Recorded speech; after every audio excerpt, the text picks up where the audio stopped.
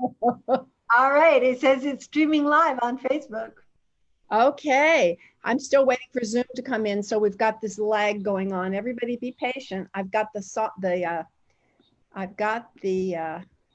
thing right side up now. Okay, almost there. I want to do one more thing. I'll just fix my hair. Hey, All right. everyone out there. I'm pretty sure you can see us already. Okay, we're on. Hey. Hey, Hi. happy Publication Day. Thank you. Thank you very much. So, does it ever get old? It's very different. This is different feeling in the pandemic. I'm used to, there's been a lot of years since I've not had a book signing or tour. I think I was supposed to be in your neck of the woods. I think I was supposed to be in Chicago. Yeah, we're Uh, going to meet up too.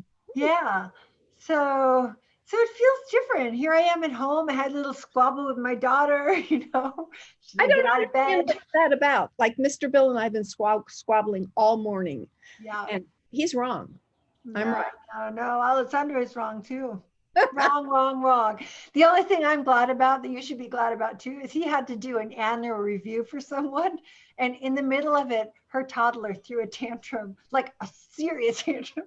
She said she couldn't understand what he was saying. They had to stop the annual review and start it over later. That is, oh yes. Well, when you have little ones, there's only Terrible. so much you can control.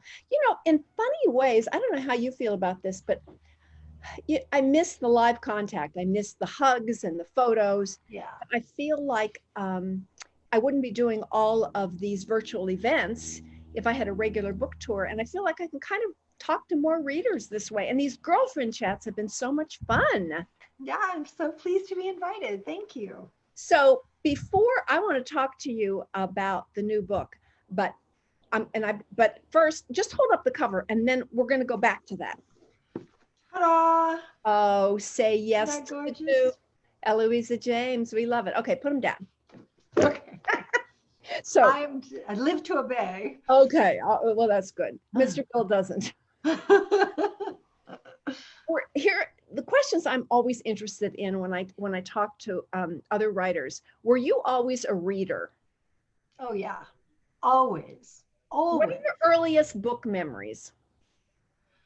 Oh, earliest my earliest book memory is probably Beowulf, which is a medieval epic because my father was yeah, reading it to us aloud and it was very scary. My sister and I were terrified. But I also remember my mother crying over Charlotte's Web. It was the first time I saw an adult cry. So Oh, that's a very early memory. And then for my own books, I I cataloged them. I had them all alphabetical. And I had my Narnia collection, which was my favorite books in the whole world. And I had them in a little box set and I wrote on them, take first in case of fire. So oh. that when my parents came to get me, they were supposed to get the Narnia books first. Ooh. Well, you come from a very academic family, and that kind of explains the Beowulf thing. But they also say that our memories are attached to big emotions, and seeing your mother cry, Right. watching, feeling horrified at the story of Beowulf, that kind of ties in with that. Yeah. What, like when you were, let's say junior high school age, what kind of books were you drawn to then? Romance. Were I you? loved romance. Yeah. I was just, in the pandemic, I'm going through my whole house and I'm Marie Kondoing everything, which means I'm taking all of my books down to the ones that I love and I have a sense of, because like you, people send me books all the time, they float into the bookshelves. Yeah. Now, every book in my bookshelves, and they're all around the house, is books I love. And I found all of my middle school and high school romances. So at that point, there were only the very thin ones, right? So I have a lot of Betty Neal's. I have lots and lots of Harlequin Presents, which I loved. I have books, romances set in World War II. There was this woman called Emily Loring. Did you Oh ever read yeah, her? Oh yeah, I found absolutely. all my Emily Lorings. I loved her. The treasure. I know. I know. And have you read any of them again? Because I picked one up and I started looking through it. And there's this amazing scene in which the hero has got his tights on and they're going skating and he's wearing tights. It's like, oh, wow, world has changed. I had that. My entry book was the Boxcar Children. And Ah, when I reread it to grandkids a couple of years ago, I'm thinking it's not quite as gripping as I remembered it at I the age know. of 8. I know, I know. It's true for so many things. I was like, okay, because we didn't have television growing up. And I always wanted to watch Gilligan's Island. So Right? I sort of made up Gilligan's Island in my mind as this unbelievable island, that I'd hear about at school. It was so fun and great things were happening. And then I got the box set of season 1 and I was like, okay, kids, we're going to watch Gilligan's Island. And we watched like 4 and they were like, Mom, this is unbelievably racist and also very boring. I was like, no, you don't understand. But I that's what retain. writers are made, creating that fantasy world in your brain when you were really young. Now, Yeah. coming from such a literary and academic family, did you feel like you had to hide your romances? Was this approved reading? Or your parents giving you things to read at the same time? Yeah, no, romance was not approved by my family at all. So I had to read classics for every romance I read. So I've read, I mean, my life split up. I made this deal with my father because I was reading what he called, he was much better than my mother. My mother was like flat out, it's sex stuff, it's trash, right? Yeah, yeah. Um, but my dad was much more forgiving because he sort of, he got it. He just thought that you should read Tolstoy at the same time to kind of balance the two things out. Actually, that has served you very, very well. You lived 2 lives, and right there you can see the pattern. Yeah. Yeah, you can see it very early because when I wasn't writing romances, when I wasn't reading them, I was writing them. So I used to write little books and sell them to my parents. They were all romances. I'm like probably 10 and 11. And I used to write play scripts. They were all romances too. And I would force all my siblings to act them out. And then we would charge admission. And because my father was a poet, he was a quite popular poet, and people were hitchhiking across the country to come see him, Right? I would charge them, right? 10 cents. Everyone had to pay. They didn't get it. That's such a great So, story. So we all know that I think most of us know that in your other life, you're a very prominent Shakespearean scholar.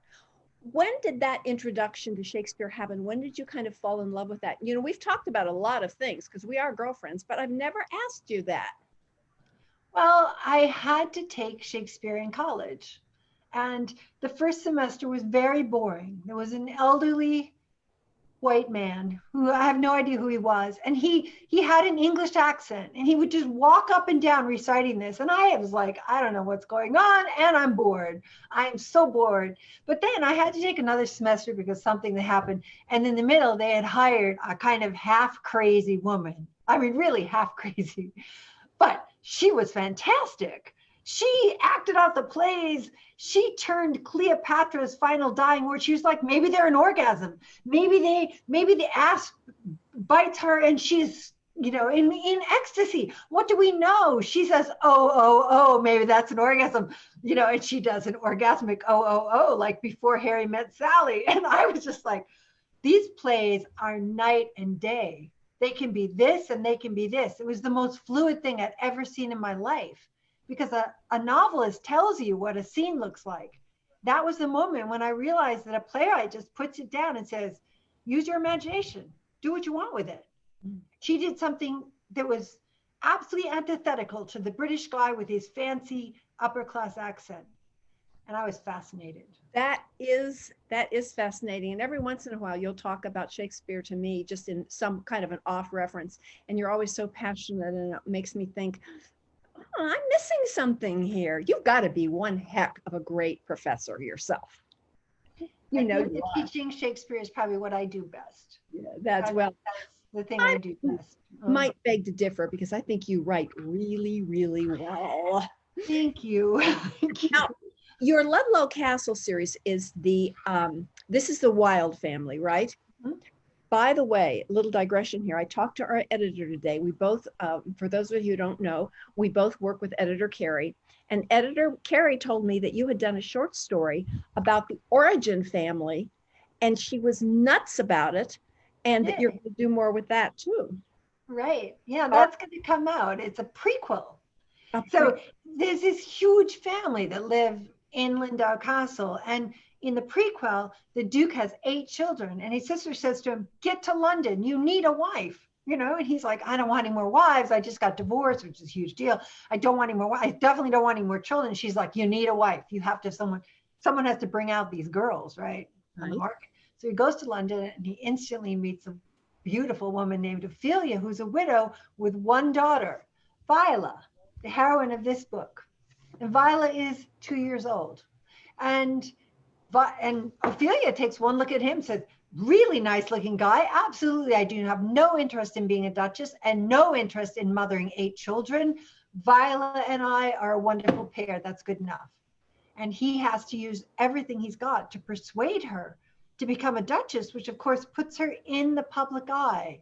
Because one of the things that interests me in this series is that celebrity culture started in the Georgian period. And so Viola gets stuck into Lindow Castle with 8 older brothers and sisters. One is her age. And then her mother proceeds to have more children. And they're all gorgeous, drop dead gorgeous, witty, dramatic, fierce, argumentative. And she's shy. And she's convinced that she's not really a Wilde. And so even though she's a part of the Wilde family, this entire book comes from me in middle school. And I don't know, maybe you, Susan, I think maybe lots of us thinking, I don't fit in. Like everybody is pretty and I'm plump and I hate everything and I hate everybody and I have no friends and everybody thinks I'm crap. So I probably am crap and I'll just go home and read my books, which I did all the time. But I took that feeling in this book, that feeling that came. So the prequel is this wonderful romance where the Duke, talks Ophelia into falling in love with him. But it was interesting to write it sort of in conjunction with Say Yes. Yes. And then, so this is kind of, Say Yes is kind of a fish out of water story in a way. If she's raised in this, which is my favorite kind of story, if she's raised all of these brothers and all these people and she feels like she doesn't fit in, but yet she has to function in some way in this group of people, right? Right. But she's very, very shy. So she's sent to her first ball at the age of 15 and she throws up outside from nerves. So what I wanted to do was create this very shy person, right? Who's convinced she was convinced everyone thought she wasn't a real Wilde. She hides in the library and she hears this conversation, which is the Duke, the hero, saying to his uncle, "I don't want her. She's not a real Wilde. I want a real Wilde. I'm going to marry a Duke's daughter." And his uncle says, "Well, she is a Duke's daughter." He's like, no. She was just thrown into the nursery. She's not the real thing. Yeah, but what it does is when she comes out from behind that curtain, there's a freedom in having heard the worst. It's like, okay, that guy's a total jerk. Yeah, I don't like him. But on the other hand, I feel myself with him because I don't have to pretend anything. He thinks exactly what I thought. So she is her witty, sarcastic, funny self with him that she is with people at home. And she never has nothing to lose, right? She has nothing to lose. She has nothing to lose. And he, on the other hand, takes one look at her and he's like, "What was I talking about? A real Wilde, a fake Wilde? I only want this woman. I don't care what kind of Wilde she is," right? So it's this wonderful, it is the justification for an unhappy middle school experience. We're still writing our middle school and our high school years. I know that I am in a lot of ways. So this, you told me when we had a conversation, I don't know, a few weeks ago when you were helping me with technology, thank you. We had a conversation where you said, this is the perfect quarantine book. What did you mean? I meant that it's an escape book that doesn't have a near death in the end, which you don't do very often, but I have definitely. I love a good scene in which the heroine is dying and the hero's on his knees going, "Please don't leave me, please don't." Yeah, no. This is a book about 2 really great people. And, he thinks she's in love with someone else. They do end up married. It's a convenient marriage, which I love. But it's a comfort read. And I'll give you an example. I'm not very articulated about it, but somebody sent me the Smart Bitches review today, part of it anyway. And what it said was, this is a brand new book, but it reads like the comfort read that I had and exactly what I need. It reads like a comfort read that I'd known And that's exactly what I need right now. And I was so pleased because for me in the pandemic, living in New York City, that is literally the best praise I could have been given ever. So I get that completely. And I'm also finding, I don't think this is a great time to be a brand new author, because as I talk to readers, it seems like they're looking for familiar names and they are looking for comfort reads. So maybe all of you out there could find a new author just to pick her up. But in the meantime, don't forget the two of us, right? Now you had your Duchess series, right? Mm-hmm. And the Wild series. Are those, did you do series before then? I've kind of forgotten because that was a while ago. Susan, I've been around so long. My first series was Potent Pleasures, Midnight Pleasures, Enchanting Pleasures. I sold that in 1999. I remember Potent Pleasures. Yeah, I remember that book. Yeah, there was that. Then there was a whole series called Duchess in Love, which my innovation for that one was that I had the main romance in each one, but then I had a secondary romance that went all the way through. So I still have lots of readers pick up book 3 without 1 or 2 or 4. And they're like, what happened to Esme? Then I started my Shakespeare series, As Much Ado About You, and then The Taming of the Duke. And so there were 4 of those. They were the Essex sisters. And then I got to Desperate Duchesses, which was 6 books of 6 duchesses. Yeah. And then I did the fairy tales. Remember them? I did A Kiss in Midnight, Cinderella. I did When Beauty Tamed the Beast. I did, Rapunzel. I did a lot of them, 5 of those. And then I started the Wilds. So right now, the thing about my series, and the thing particularly about the Wild series, it says number 5. Yeah, it does. In fact, you can pick up any of them except for that one series I did early in my career. And I learned from that. I learned from Duchess in Love that readers do not like it if they don't know where they are in a book. And each book should stand on its own, even if it's part of the same world. So I never made that mistake again. I was getting ready to ask you that, and it's the same thing with the Chicago Stars books, that readers can pick up any one of them. I know a lot of readers really are very anal. They want to read it from book 1 all the way on, and I get that, but you don't have to. Did you have any specific inspiration for the Wilds? I hate inspiration questions myself, but I'm going to lob it at you. Yeah, okay, I did. They are 2 of my best friends. Yeah. So I will say that the Chicago Stars are right up there in my comfort reads. I mean, I will back right into that campsite. I love it. It reminds me of Minnesota when I was growing up. And I just, there's a lot of them there. But another comfort read is the Bridgerton series. Those people are nice. You want to live next to them. You want to be part of that huge family, Julia Quinn's Bridgertons. And so I wanted that. But at the same time, another comfort reads are the Wallflowers. And I also thought, so I brought those 2 together. I was like, I want this huge family, right? But I also want to bring in as well the kind of dynamic quality of Lisa Kleypas's Wallflowers when they marry off and they become friends, and you see this amazing society forming. That's not just family. It's so the best kind of inspiration comes from your friends. I was going to say, one of the things I love best about your books is the world you take us into. You're so good at that. And it's a world that it strikes us all as being very, very romantic, although they didn't have good dental care and there were problems with childbirth, but that's fine because you're taking us into a great area. Do you know how many books there are going to be in this series? Well, so I am now writing Viola's sister Joan, right? Her half sister, who's extremely dramatic. She appears in this book. Okay. She's very dramatic. She would have been a fantastic actor in Hollywood right now. She's drop dead gorgeous, but she can't. So what does a girl do if she can't? She puts on pants, and she does. So it's going to be fun. I mean, I'm writing it. It is fun. It's a cross-dressing. And I think one of the particularly fun things about it is that her best friend also cross-dresses. And he's a guy. So he cross-dresses the other way. I cannot imagine how you're going to make him sexy and pull that off. He's not sexy. He's not the hero. I mean, he is. He's totally fun and wonderful. Oh, He's her best friend. The oh, hero is a very, very uptight duke who you, if you've read the whole series, he actually considers my heroine, but not quite good enough. Everyone not quite good enough. But it's fun. It's fun taking a truly, uptight person and putting them together with someone who's. oh, and I love that uptight hero because he just cannot stay uptight long because she's going to make him crazy. That's right. She's driving him absolutely mad. And once he finds out, he has to save her.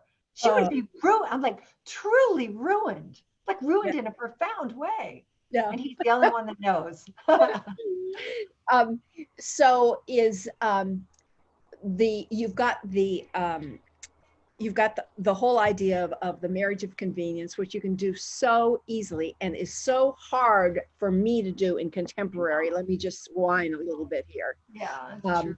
But it's a plot that romance readers just come back to again and again and again. Mm-hmm. I love it.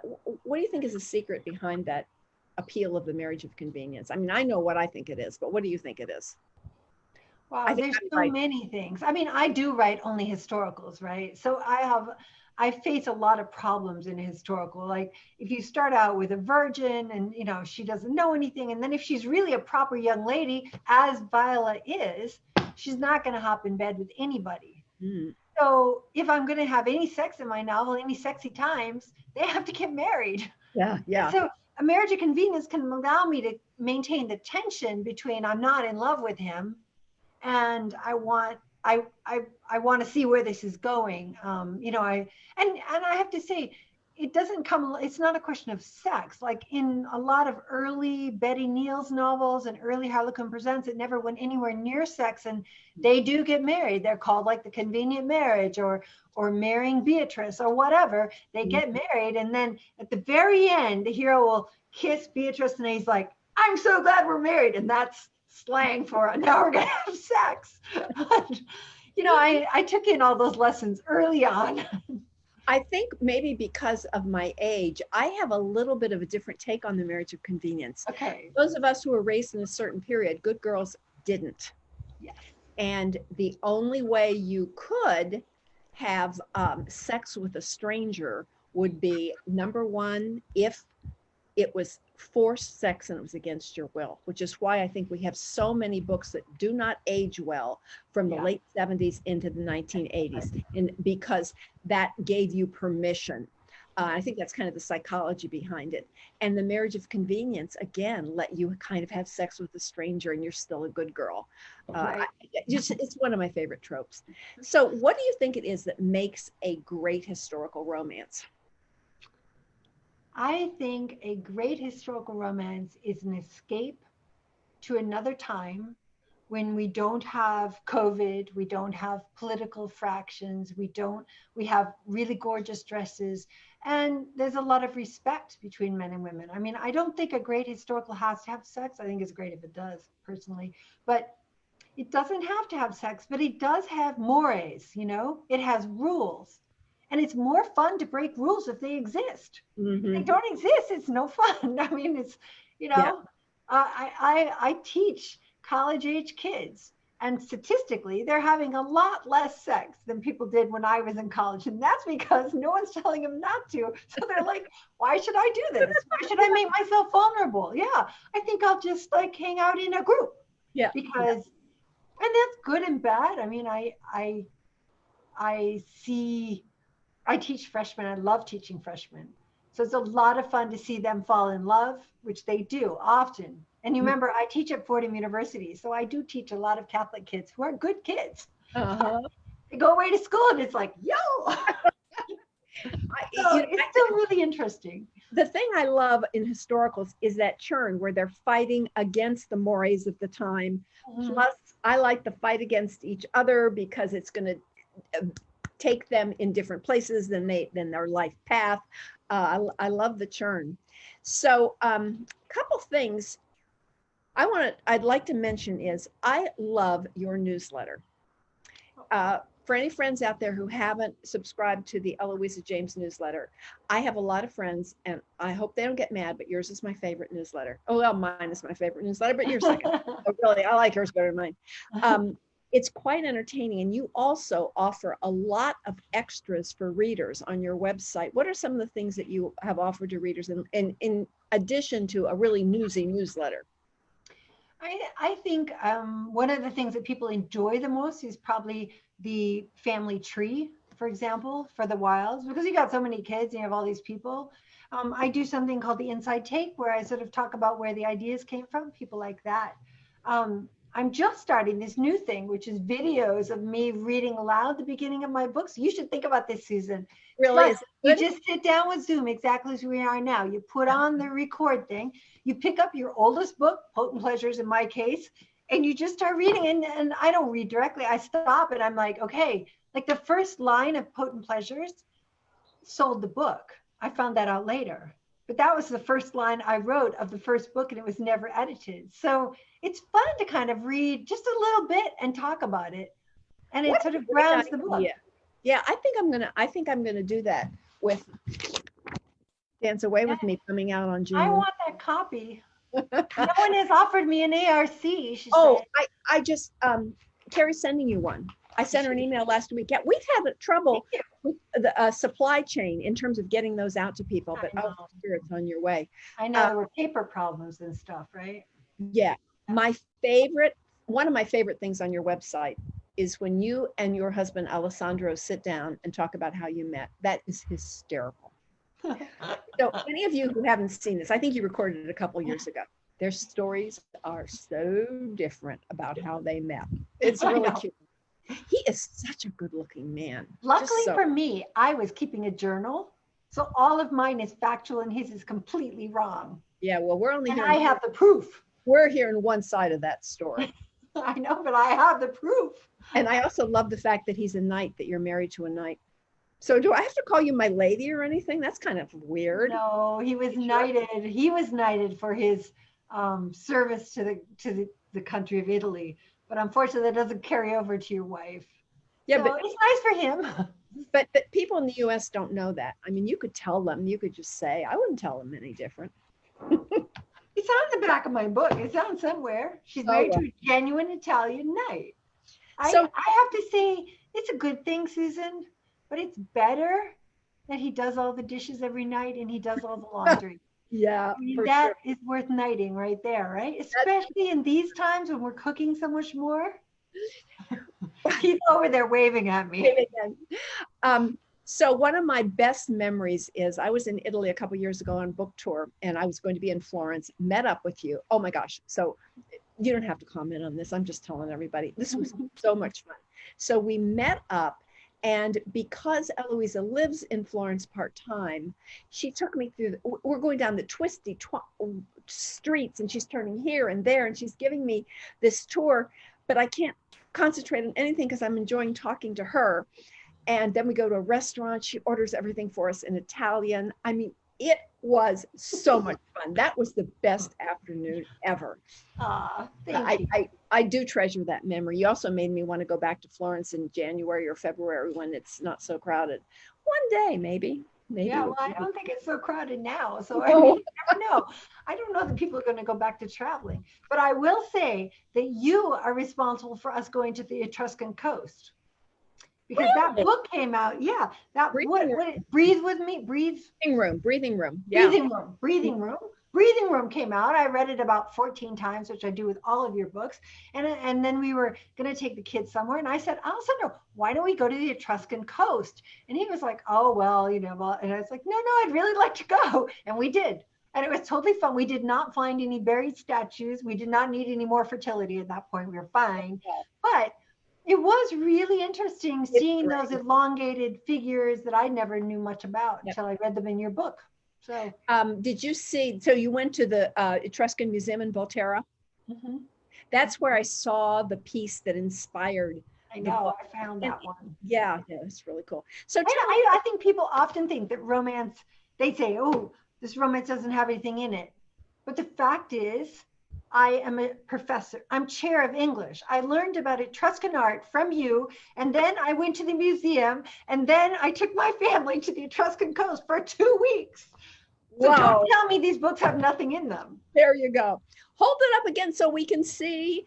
So everybody remember, Say Yes to the Duke is on sale today. And see, what she's so pretty. See how pretty she is? pretty. Yeah. She's very pretty. And they let me choose the model. So I chose someone who is quite shy looking, but She very is. pretty. Now, did you I have a hero who is very protective. move the, he's got a reflection. Okay. Oh, yes. Yeah. Did you get to go to, sometimes you go to the shoots and sometimes you don't. Did you get to go to the shoot? I did. I went to the shoot. I love going to the shoot because how are they going to, these people are actors. How are they going to know how to act unless I say, here's how you act? So I said to her, you are shy. And I have to say, in her real life, she's not exactly a shy girl. But as you can probably tell from this flirting going on. She projected that. Yeah. That's another thing that is so much fun on your website is the shoot for the guy that was on the initial Wild cover.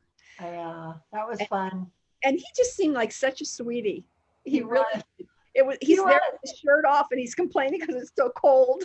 I know. And then there were these two women squirting him with water bottles so that he could do the Pride and Prejudice wet shirt. That is one of my favorite shoots of all time because that young woman had just got a Colgate commercial. She came in, she was ecstatic. And so what was happening was when you come to the step back, they were going to be in a reclining position. So they were like frozen, like these guys. And then in between every shot, they were laughing hysterically because she was in the mood of her, she was flirting a storm. And I said to the photographer, I want you to take pictures of them now. Take them when they're laughing. So if you go look at the step back of Wild in Love, they're laughing and that's genuine. They didn't even know he was taking the picture. Oh, that is so much fun. I've never had that experience. Would love to have it. If I'm in New York sometime when they're shooting one of your covers, I'm going to make them let me come along too. That sounds fun. This has been so great. I love our girlfriend chats. Everybody go order Say Yes to the Duke. And thank you, my dear friend, for coming on with me. Thank you, sweetheart. I love you. Bye-bye.